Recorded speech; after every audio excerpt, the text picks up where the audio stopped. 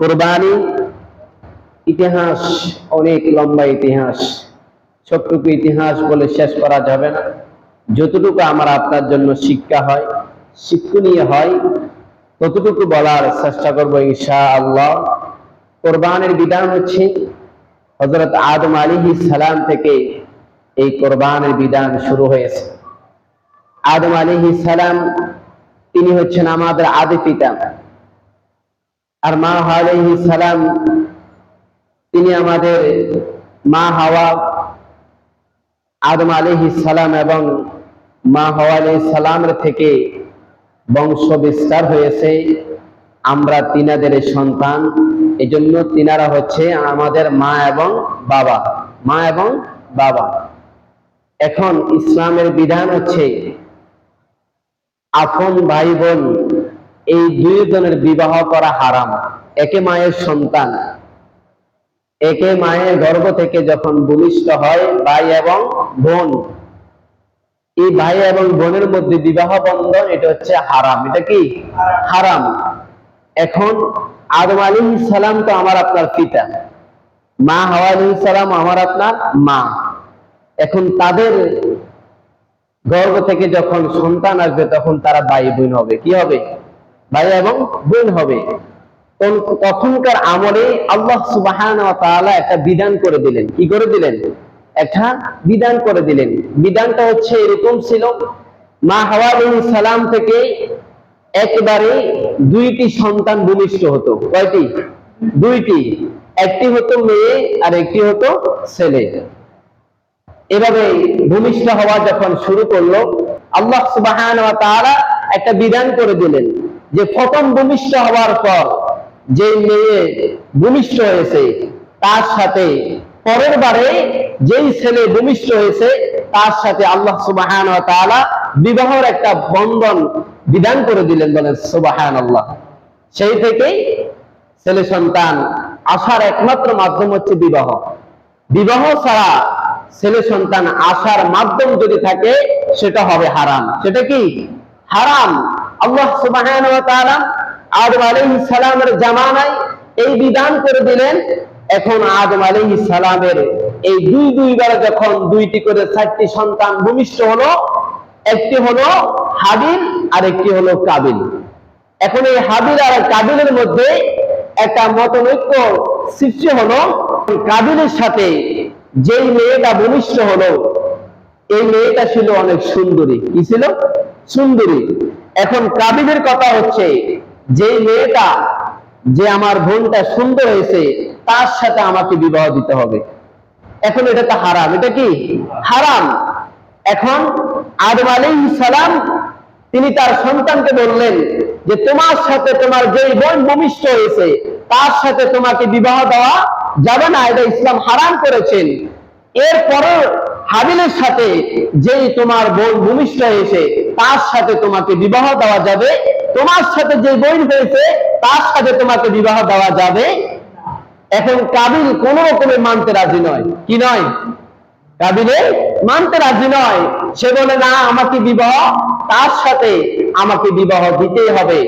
এখন আদম আলাইহিস সালাম বললেন হাবিল এবং কাবিলের মধ্যে, আদম আলাইহিস সালাম বললেন তোমাদের মধ্যে একটি কোরবানি করো। কি করো? একটা দুম্বা কোরবানি করো। যার কোরবানি আল্লাহর কাছে কবুল হবে তার সাথে বিবাহ দেওয়া হবে। এখন আদম আলাইহিস সালামের সন্তানরা যখন এই কথা আদম আলাইহিস সালাম বলে তিনি মক্কায় চলে গেলেন। মক্কায় যাওয়ার পরে তার সন্তানদেরকে বলে গেলেন তোমরা কোরবানি করো, যার কোরবানি কবুল হবে তার সাথে বিবাহ দেওয়া হবে। দুই ভাই কোরবানি করলো। কোরবানি করার পরে তখনকার কোরবানির একটা বিধান ছিল, যার কোরবানি কবুল হবে তার কোরবানিটা আসমান থেকে একটা আগুন আসবে, আসার পরে আগুনে জ্বলক দিয়ে কোরবানিটাকে, দুম্বাটাকে আসমানে নিয়ে যাবে। আর যার কোরবানি কবুল হবে না তার দুম্বাটা জমিনে পড়ে থাকবে। দুই ভাই যখন কোরবানি দিয়ে দিল, দিয়ে দেওয়ার পরে কাবিলে যেই কোরবানি দিল, যে বেড়া দিয়ে কোরবানি দিল, ওই বকরিটা আগুন আসলো না, বকরিটা জমিনে পড়ে রইল। আর হাবিলে যে বকরি দিয়ে কোরবানি দিল, ওই কোরবানিটা আল্লাহর কাছে কবুল হয়ে গেল। কোরবানিটা আসমানে আল্লাহ সুবহানাহু ওয়া তাআলা আগুনের মাধ্যমে নিয়ে গেলেন, বলেন সুবহানাল্লাহ। এখন কাবিলের মাথা আরো গরম। কাবিলের মাথা কি গরম? কোরবানি কবুল হয় নাই, চেষ্টা করলো, আদম আলাইহিস সালাম একটা পরীক্ষা দিল, পরীক্ষার মাধ্যমে তিনি ব্যর্থ হলেন। কি হলেন? ব্যর্থ হলেন। এখন কাবিল বলল হাবিলকে হত্যা করব। কি করব? হত্যা করব। কাবিল বলল যে ভাই, তোমার কারণে আমার কোরবানি কবুল হয় নাই, আমার কোরবানিটা হয় নাই, এজন্য আমি তোমাকে হত্যা করব। এখন হাবিল বলতেছে, আপনি তো আমার ভাই, আপনি ভাই হয়ে যদি আমাকে হত্যা করেন, আমি কিছুই বলবো না, আমি কিছুই বলবো না। হাবিল তাকে বুঝাতে লাগলো, কাবিলকে বুঝাতে লাগলো যে আমার কোরবানি হচ্ছে আল্লাহর পক্ষ থেকে, আমি আল্লাহকে ভয় করে আল্লাহর বিধানকে আমি লঙ্ঘন করি নাই। আমার সাথে যে মন ঘনিষ্ঠ হয়েছে তার সাথে বিবাহ দিতে হবে, আমি এটা বলি নাই। তোমার সাথে যে মন ঘনিষ্ঠ হয়েছে তার সাথে বিবাহ বন্ধনে আবদ্ধ হওয়ার জন্য আমি বলেছি। আমি আল্লাহর বিধানকে লঙ্ঘন করি নাই, আমি আল্লাহকে ভয় করেছি। কাকে ভয় করেছি? আল্লাহকে ভয় করেছি। এই জন্য হয়তো বা আল্লাহকে ভয় করার কারণে আল্লাহ আমার কোরবানি কবুল করে নিয়েছেন। তুমি আল্লাহকে ভয় করো নাই, এই জন্য হয়তো বা তোমার কোরবানি কবুল হয় নাই। এখন তুমি যদি বলো আমাকে হত্যা করবে, আমি কিছুই বলবো না। আল্লাহ সুবহানাহু ওয়া তাআলা এখানে বলেছেন, কাবিল যখন বলতেছে হাবিলকে, ও হাবিল, আমি তোমাকে হত্যা করব, ক্বালা লা আকতুলান্নাকা, আমি তোমাকে হত্যা করব। আল্লাহ সুবহানাহু ওয়া তাআলা বলেন, ক্বালা ইন্নামা ইয়াতাকাব্বালুল্লাহু মিনাল মুত্তাকিন, একমাত্র আল্লাহকে যারা ভয় করে তাদের কোরবানি আল্লাহ কবুল করে নাই, আর যারা আল্লাহকে ভয় করে না তাদের কোরবানি কবুল করা হয় না। বলেন নাউযুবিল্লাহ। যারা আল্লাহকে ভয় করে তাদের কোরবানি কবুল হয়, আর যারা আল্লাহকে ভয় করে না তাদের কোরবানি কবুল হয়।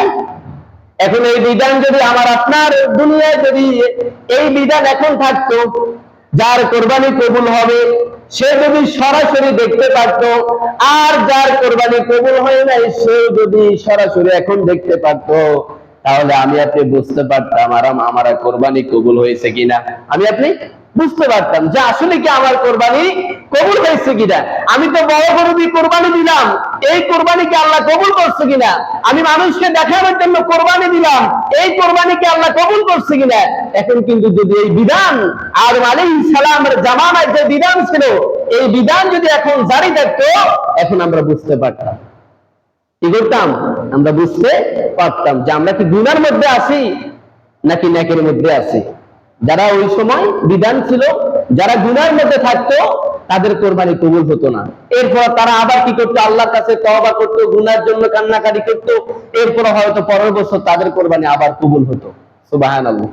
এখন এই বিধান যদি থাকতো তাহলে বুঝে যাইতো কোন মোল্লার কোরবানি কবুল হয় নাকি ছোট মোল্লার কোরবানি, বুঝে যাইতো না? বুঝে যাইতো। এখন সেই বিধান তো আল্লাহ তাআলা আমাকে আপনাকে সেই বিধান আমার আপনার জন্য রাখে নাই। এখন হাবিল সে তো আল্লাহকে ভয় করে কোরবানি করছে, সেটা আল্লাহর বিধান মেনেছে। এখন কাবিল তো সে আল্লাহর বিধান মানতে রাজি নয়, সে হাবিলকে হত্যা করলো। হত্যা করার পরে কাবিলের মাথায় চিন্তা আসলো, আমার ভাইকে আমি হত্যা করে ফেললাম। হত্যা করার পরে এখন তার চিন্তা আসলো, আমি তাকে কি করব, আমি তাকে কি করব। প্রথম হত্যা করা হয়, ইসলামের ইতিহাসের প্রথম হত্যা। এখন আমি তাকে কি করব। এরপরে কোন আছে, কোন মুফাসসিরে কেরাম বলেন, হাবিলে যখন হাবিলকে হত্যা করা হলো, কাবিল কি করলো? তাকে মাথায় নিয়ে 1 বছর বললো। কয়টি বছর? 1 বছর বললো যে তাকে কি করবে। এরপরে প্রতিমধ্যে আল্লাহ সুবহানাহু ওয়া তাআলার ওয়ার্ডারে 2টি কাক আসলো। আসার পরে তারা একটি কাককে মেরে ফেললো। মারার পরে একটি কাক, যে কাকটা বেঁচে আছে, এই কাকটা কি করলো? তার পাও দিয়ে মাটি সরাইলো। মাটি সরানোর পরে কাকটাকে তিনি কবর দিলেন। কাবিল যখন এই দৃশ্য দেখলো, দেখার পরে কাবিল চিন্তা করলো, হায়রে, একটা ব্যক্তির ভিতরে যদি এই চিন্তা থাকে, সেটাকে হত্যা করে তাকে মাটিতে পুঁতে দিল। এখন আমিও তো আমার ভাইকে এইভাবে আমি তো কবরস্থ করতে পারি। তখন থেকে ইসলামের ইতিহাসে মানুষদেরকে কবর দেওয়া শুরু হয়। কি দেওয়া শুরু হয়? কারণ প্রথম হত্যাকারী এখন ওই কাকের মতো কাক যে তাকে পাও দিয়ে ইয়ে করে তার কাকটাকে কবর দিল, এরপরেও কাবিলেও তার ভাই হাবিলকে এইভাবে তিনি কবর দিলেন। কি দিলেন? কবর দিলেন। এখন যখন দুই ভাইয়ের মধ্যে কোরবানি করার পরে কাবিলে মানতে পারলো না, এই জন্য হাবিলকে হত্যা করলো। এই সময় আদম আলাইহিস সালাম কিন্তু মক্কায়। আদম আলাইহিস সালাম কোথায়? মক্কায়। এখন তিনি যখন মক্কায় রইলেন, তখন যে জগতে মোবাইল ছিল না। কি ছিল না? মোবাইল ছিল না, যোগাযোগ করার কোনো মাধ্যম ছিল না। এখন আদম আলাইহিস সালাম মক্কা থেকে তিনি যখন ফল খাইতেছে, তখন তিনি চিন্তা করলেন এই ফলের মধ্যে কেমন জানি স্বাদ নাই। কি নাই? স্বাদ নাই। দুনিয়াটা কেমন জানি অন্ধকার হয়ে গেছে, তার কাছে কেমন কেমন লাগতেছে। আহারে, তার সন্তানটাকে হত্যা করে ফেলেছে। দুনিয়ায় দেখবেন কোন মা বাবা তার সন্তান যদি ক্ষতিগ্রস্ত হয়, মায়ের মনে কিন্তু জানা হয়ে যায়। কি হয়ে যায়? মায়ের মনে কিন্তু কি হয়ে যায়? জানা হয়ে যায়। মা বাবার মনে জানা হয়ে যায় যে আমার সন্তান হয়তো বা কোনো ক্ষতিগ্রস্ত হয়েছে, হয়তো বা অ্যাক্সিডেন্ট হয়েছে, হয়তো বা তার কোনো ক্ষতি হয়েছে। মা বাবার মনে একটা জানা হয়ে যায়। কি হয়ে যায়? জানা হয়ে যায়। এরপরে দেখবেন মা বাবা যখন সন্তান যখন ক্ষতিগ্রস্ত হয়, তখন মা কিন্তু বলে যে আমার কাছে আজকে কেমন কেমন লাগতেছে। আসলে কিন্তু তার সন্তান কোনো না কোনো ক্ষতি হয়েছে। এখন আদম আলাইহিস সালামও তদরূপ হাবিলকে যখন হত্যা করা হলো, তখন আদম আলাইহিস সালামের কাছে কেমন কেমন লাগতেছে, ফল খাইতেছে, স্বাদ লাগতেছে না, দুনিয়াটা তার কাছে কেমন লাগতেছে। এরপরে তিনি শুনতে পেলেন যে কাবিলে হাবিলকে হত্যা করেছে। কি করেছে? হত্যা করেছে। তাহলে আদম আলাইহিস সালামের জামানায় কুরবানির দৃশ্য ছিল এরকম যে যার কোরবানিটা কবুল হতো তার বকরিটা আল্লাহ আগুনের মাধ্যমে নিয়ে যেত, আর যার কোরবানিটা কবুল হতো না তার বকরিটা জমিনে পড়ে থাকতো। এজন্য আল্লাহ সুবহানাহু ওয়া তাআলা বলেছেন, ইন্নামা ইয়াতাকাব্বালুল্লাহু মিনাল মুত্তাকিন, যারা আমি আল্লাহকে ভয় করবে তাদের কোরবানি আমি আল্লাহ কবুল করব, আর যারা আমি আল্লাহকে ভয় করব না তাদের কোরবানি আমি আল্লাহ কবুল করব। এজন্য কোরবানি দিতে হবে কাকে ভয় করে? আল্লাহকে ভয় করে। কাকে ভয় করে? আল্লাহকে ভয় করে। দুনিয়ার গরু দিয়ে কোরবানি দিলাম, আল্লাহ এটা আপনাকে জিজ্ঞেস করবে না। সুন্দর গরু দিয়ে কোরবানি দিলাম, এটা আল্লাহ আপনাকে জিজ্ঞেস করবে না। আল্লাহ শুধু আপনার অন্তরের দিকে চাইবে। কোন দিকে? অন্তরের দিকে। আপনি কোন চিন্তা করে তার আশায় তাকে খুশি করার জন্য আমি কোরবানি দিলাম, আল্লাহ শুধু সেটাই দেখবে। এরপরে ইব্রাহিম আলাইহিস সালাম বৃদ্ধ বয়সে সন্তান হয় না। কি হয় না? সন্তান হয় না। তিনি ধৈর্য ধারণ করলেন। ইব্রাহিম আলাইহিস সালামকে আল্লাহ সুবহানাহু ওয়া তাআলা অনেক পরীক্ষা করেছেন। কি করেছেন? অনেক পরীক্ষা করেছেন।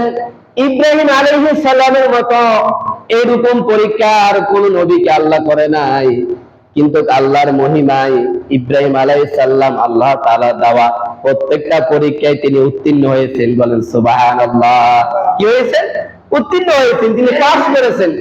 ইব্রাহিম আলাইহিস সালাম তিনি যখন তার সমাজে বড় হতে লাগলেন, হওয়ার পরে তিনি যখন ইসলামের দাওয়াত দেওয়া শুরু করলেন, তিনি তখন হাজরাকে বিবাহ করলেন। করার পরে তিনি যখন ইসলামের দিকে মানুষদেরকে ডাকা শুরু করলেন, তখন মানুষেরা তার বিরোধিতা করলো। কি করলো? বিরোধিতা করলো। তাকে দেশ থেকে তাড়িয়ে দিল। ইব্রাহিম আলাইহিস সালাম দেশ থেকে চলে গেল। যাওয়ার পথিমধ্যে এক জালিম শাসক ছিলেন, তার দেশে দিয়ে যখন কোনো ব্যক্তি নারী নিয়ে যাইত, মহিলা নিয়ে যখন যাইত, সে আক্রমণ করত। কি করত? সে আক্রমণ করত। এখন ইব্রাহিম আলাইহিস সালাম হাজরাকে নিয়ে গেলেন। যাওয়ার পরে তিনি যখন আক্রমণ করলেন, আল্লাহ তাআলার অনুমতি ক্রমে আল্লাহ সুবহানাহু ওয়া তাআলা জালেম যখন আক্রমণ করলেন, আক্রমণ করার পরে তিনি ক্ষতিগ্রস্ত হলেন। কি করলেন? ক্ষতিগ্রস্ত হলেন। ক্ষতিগ্রস্ত হওয়ার পরে এইভাবে তিনি 3 বার আক্রমণ করলেন। 3 বার তিনি ব্যর্থ হলেন। ব্যর্থ হওয়ার পরে ইব্রাহিম আলাইহিস সালামকে ছেড়ে দিলেন। তাকে ছেড়ে দাও, তাকে ক্ষতি করা যাবে। এরপরে তার সাথে একটা দাসী দিলেন। কি দিলেন? কথা বলেন। কি দিলেন? একটা দাসী দিলেন। সেই দাসীর নাম হচ্ছে সায়রা। সেই দাসীর নাম কি? সায়রা। তিনি এরপরে সায়রাকে বিবাহ করলেন। তাহলে 2টি বিবাহ করলেন। 2টি বিবাহ করার মাধ্যমে তার সন্তান হয় না। এরপরে বৃদ্ধ বয়সে তিনি আল্লাহর কাছে দোয়া করলেন। কি করলেন? আল্লাহর কাছে দোয়া করলেন, রব্বি হাবলি মিনাস সালিহিন, আয় আল্লাহ আপনি আমাকে নেক সন্তান দান করেন। কি সন্তান? এটা কিন্তু আমার আপনার জন্য সুন্নত। আপনি আমি যখন আপনার যখন সন্তান হয় না, তখন আল্লাহর কাছে এই বলে দোয়া করতে হবে, রব্বি হাবলি মিনাস সালিহিন, আয় আল্লাহ আপনি আমাকে নেক সন্তান দান করেন। কি সন্তান? নেক সন্তানের জন্য সবসময় নেক সন্তানের জন্য দোয়া করবেন। কারণ ইব্রাহিম আলাইহিস সালামের সুন্নাত, আমার আপনার 5 বছর সন্তান হয় না, 10 বছর সন্তান হয় না, ধৈর্য ধরা হচ্ছে ইব্রাহিম আলাইহিস সালামের পরীক্ষা। ইব্রাহিম আলাইহিস সালাম কিন্তু বৃদ্ধ বয়স পর্যন্ত আল্লাহর উপরে সবর করেছেন। কি করেছেন? সবর করেছেন, আল্লাহর উপরে ধৈর্য ধারণ করেছেন, আল্লাহর উপরে তাওয়াক্কুল করেছেন। এখন আমার আপনার সমাজে যদি সন্তান না হয়, মাজারে যায় কি যায় না? কথা বলে না। তাবিজ কি লটকায় কি লটকায় না? তাহলে ধৈর্য আসেনি? ধৈর্য নাই কি নাই? ধৈর্য নাই। আপনার 10 বছর সন্তান হয় না, বুঝতে হবে আল্লাহ আপনাকে পরীক্ষা করতেছে। কি করতেছে? পরীক্ষা করতেছে। আপনার 5 বছর সন্তান হয় না, বুঝতে হবে আল্লাহ আপনাকে পরীক্ষা করতেছে। এই জন্য ধৈর্য হারা হওয়া যাবে না, আল্লাহর কাছে দোয়া করতে হবে। কি করতে হবে? রব্বি হাবলি মিনাস সালিহিন, আয় আল্লাহ আপনি আমাকে নেক সন্তান দান করে। এরপরে ইব্রাহিম আলাইহিস সালামকে আল্লাহ সন্তান দান করলেন, ইসমাইল আলাইহিস সালাম। ইসমাইল আলাইহিস সালাম যখন ভূমিষ্ঠ হওয়ার পরে, একে তো বৃদ্ধ বয়সে সন্তান হয়েছে। বৃদ্ধ বয়সে সন্তান যদি হয়, তাহলে মা বাবার আদরের সন্তান। কি সন্তান? আদরের সন্তান। দীর্ঘদিন সন্তান হয় না, হঠাৎ করে আল্লাহ একটা সন্তান দিয়েছেন, তাহলে তার প্রতি মায়া বেশি না কম? অনেক বেশি। এরপরে আল্লাহ তাআলা ওয়াদা করলেন, ও ইব্রাহিম তুমি তোমার সন্তানের কাছে থাকতে পারবে না, তোমার সন্তানকে তোমার থেকে দূরে সরাইয়ে দাও। এরপর আল্লাহ ওয়াদা করলেন, তোমার সন্তানকে মরুভূমিতে দিয়ে আসো। কোথায়? মরুভূমিতে দিয়ে আসো। ইব্রাহিম আলাইহিস সালাম যখন আল্লাহর এই ওয়াদা তিনি যখন পেলেন, পাওয়ার পরে, এটাও তার একটা পরীক্ষা, পাওয়ার পরে তিনি মরুভূমিতে দিয়ে আসলেন।